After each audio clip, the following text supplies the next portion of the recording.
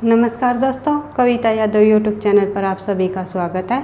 मेरी तरफ से आप लोगों को शिवरात्रि की हार्दिक शुभकामनाएं। आप हमेशा खुश रहिए और सफलता की तरफ आगे बढ़ते रहिए। बात कर लेते हैं हम अपने पाठ्यक्रम की। तो हमारा टॉपिक चला हुआ है आदिकाल। आदिकाल के अंतर्गत हमने आदिकाल की समय सीमा को पढ़ा और आदिकाल के नामकरण को पढ़ा। किन किन विद्वानों द्वारा आदिकाल की क्या समय सीमा रखी गई और आदिकाल का क्या नाम रखा गया। विभिन्न विद्वानों ने अपने अपने मत दिए। ये हम पिछली क्लास में पढ़ चुके हैं। जैसे कि हमने पिछली क्लास में पढ़ा था, आदिकाल की समय सीमा 1050 विक्रमी संवत से लेकर 1375 विक्रमी संवत तक मानी गई सर्वमान्य तौर पर। और यही आचार्य रामचंद्र शुक्ल ने भी माना है। 1000 विक्रमी संवत से लेकर 1375 विक्रमी संवत। एक एक फैक्ट को ध्यान से पढ़ते हुए समझते हुए आगे चलना है। पिछली क्लास में मैं गलती से विक्रमी संवत की जगह ईस्वी बोल गई थी। तो मैंने जब समय सीमा की क्लास ली थी तो मैंने साफ साफ जोर देकर ये बातें समझाई थी कि ईस्वी और विक्रमी संवत इन दोनों का ध्यान रखना है। और हर एक विद्वान ने अधिकतर विक्रमी संवत के अनुसार समय सीमा मानी है। अगर हम ईस्वी में बात करेंगे तो 57 माइनस करके चलना है।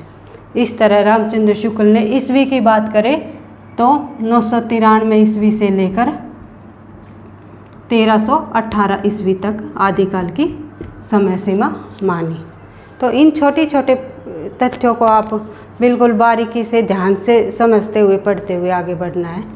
आप लोगों ने किसी ने भी कमेंट बॉक्स में ये नहीं बोला कि मैम आप गलत बोल रहे हो, विक्रमी संवत है ईस्वी नहीं है। वो मैंने जब समय सीमा कराई थी, जब मैंने बता दिया था विक्रमी संवत 1050 विक्रमी संवत से लेकर 1375 विक्रमी संवत आचार्य रामचंद्र शुक्ल ने माना है।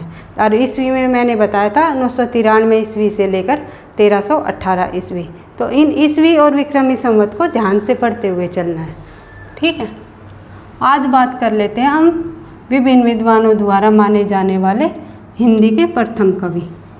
जैसे हिंदी साहित्य का इतिहास लिखा गया, हिंदी साहित्य के इतिहास लेखन परंपरा को हमने पिछली क्लासों में पढ़ा और उसके बाद देखा कि हिंदी साहित्य का काल विभाजन एवं नामकरण किस प्रकार से किया। तो इस प्रकार हिंदी साहित्य, हिंदी के कवि आने की शुरुआत हुई, हिंदी के कवियों के आने की शुरुआत हुई। तो किन विद्वानों ने हिंदी का प्रथम कवि किसे माना, ये आज हम पढ़ लेते हैं। जैसे सबसे पहले हम बात कर लेते हैं सरहप्पा की। सरहप्पा बोल दो या सरहप्पाद बोल दो, पूरा नाम है सरहप्पाद। तो ये कौन सी सदी के कवि हुए हैं? सरहप्पा ये सिद्ध साहित्य के कवि रहे हैं। और बात कर लेते हैं, अगर हम सरहप्पा की बात करें तो ये सिद्धों के कवि हुए हैं। ये 7वीं 8वीं सदी के सिद्धों के सबसे पुराने कवि सरहप्पा को माना गया है। तो इनके अनुसार हम देखें तो हिंदी का प्रथम कवि सरहप्पा को माना। और किसने माना ये देखें तो राहुल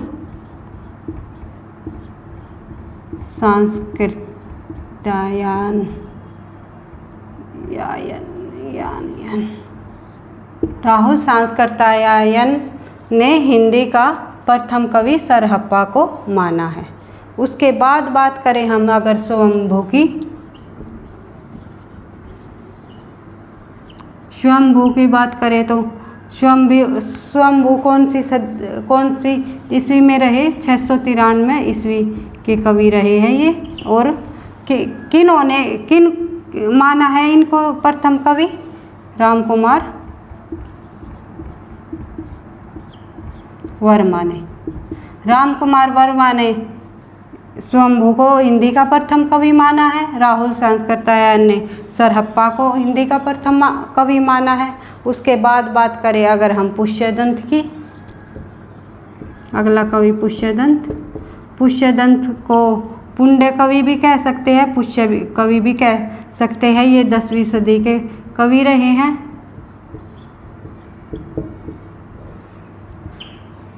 तो किसने माना है इनको? शिव सिंह सेंगर ने। शिव सिंह सेंगर ने पुष्यदंत को हिंदी का प्रथम कवि माना है। उसके बाद कर लेते हैं हम बात, एक कवि और हुए हैं अब्दुल रहमान, जो कि 12वीं सदी के कवि रहे हैं ये। और किन्होंने माना है इनको? अब्दुल रहमान को हजारी प्रसाद द्विवेदी ने। उसके बाद बात करें अगर हम अगले कवि की, तो एक कवि और हुए हैं शालिभद्र सूरी। इनको भी प्रथम माना गया। किन के अनुसार माना गया? शालिभद्र सूरी। गणपति चंद्र गुप्त। शालिभद्र सूरी को गणपति चंद्र गुप्त ने हिंदी का प्रथम कवि माना। उसके बाद बात करें अगर हम विद्यापति की, विद्यापति को भी हिंदी का प्रथम कवि माना गया। तो किन्होंने माना? 14वीं शताब्दी के कवि रहे हैं ये विद्यापति। किन्होंने माना विद्यापति को? बच्चन सिंह ने।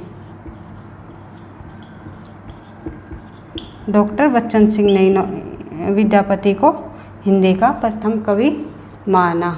अगला कवि हुआ है राजा मुंज। राजा मुंज को किन्होंने माना हिंदी का प्रथम कवि? राजा मुंज ने मुंज को और राजा भोज को तो माना आचार्य रामचंद्र शुक्ल ने। केवल राजा मुंज को माना चंद्रधर शर्मा गुलेरी ने, जो कि 993 ईस्वी के कवि रहे है ये। किन्होंने माना केवल राजा मुंज को? चंद्रधर शर्मा गुलेरी ने। और लेकिन राजा मुंज और भोज को किन्होंने माना? साथ ही अगर राजा भोज को भी लगा दिया जाए तो किन्होंने माना? आचार्य रामचंद्र शुक्ल ने। और एक कवि और हुए हैं चंद बरदाई। चंद बरदाई को हिंदी का सबसे प्रथम कवि किन्होंने माना? मिश्र बंधुओं ने।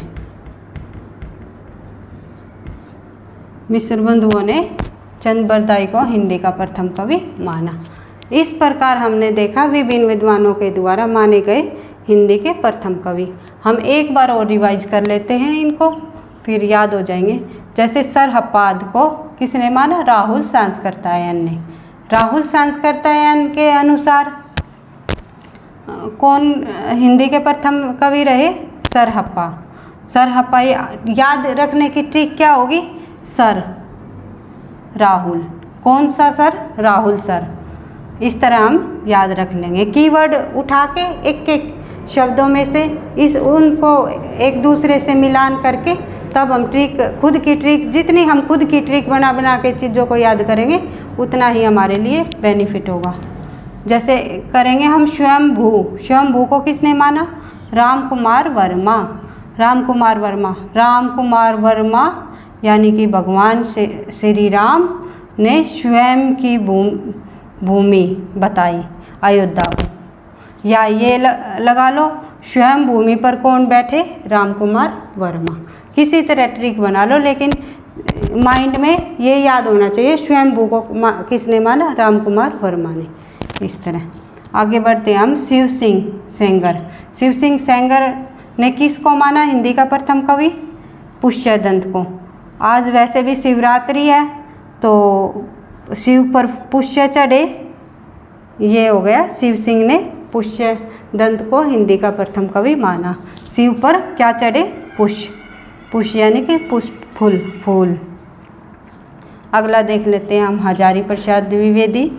हजारी प्रसाद द्विवेदी ने किन को माना? अब्दुल रहमान को। ट्रिक क्या बनाएंगे हम इसकी? हम बनाएंगे हजारों लोगों की रहम की। हजारों लोगों की रहम की मतलब रहम की हजारों लोगों की। ठीक है। अगला बढ़ते हैं हम साली बद्रसूरी की। इसकी ट्रिक होगी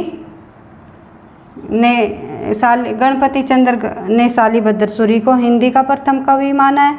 तो ट्रिक के अकॉर्डिंग हम याद कैसे रख सकते हैं कि किसी की साली है उनकी गणना नहीं की जा सकती। किसी की भी लगा लो, अब आपके भाई की हो या किसी की भी हो, इतनी सालियाँ हैं कि उनकी गणना नहीं की जा सकती, गिनी भी नहीं जा सकती, भर भर के सालियाँ तो हो जाएगा गणपति चंद्र गुप्त की। अगला देख लेते हैं हम डॉक्टर बच्चन ने किसको माना हिंदी का प्रथम कवि? विद्यापति को। तो इसकी ट्रिक क्या बनाएंगे हम? बच्चे क्या सीखते हैं? विद्या। शुरुआत में जब बच्चे स्कूल जाते हैं क्या सीखने जाते हैं? विद्या। सबसे पहले बच्चे कहाँ जाते हैं? शुरुआत में, कुछ समय बाद स्कूल में फिर जाकर क्या सीखते हैं? विद्या। बच्चन से बन जाएगा बच्चे और विद्या से विद्यापति। बच्चन ने किसको माना हिंदी का प्रथम कवि? विद्यापति को। इस तरह हम याद कर लेंगे राजा मुंज, चंद्रधर शर्मा गुलेरी, और मुंज और भोज दोनों आ जाएंगे तो आचार्य रामचंद्र शुक्ल। चंद बरदाई को किसने माना? मिस्र बंधुओं ने। चांद की पूजा किसने की? मिस्र होकर तीनों भाइयों ने मिल करके चांद की पूजा की। तो चंद बरदाई ने किसने माना? मिस्र बंधुओं ने हिंदी का प्रथम कवि माना।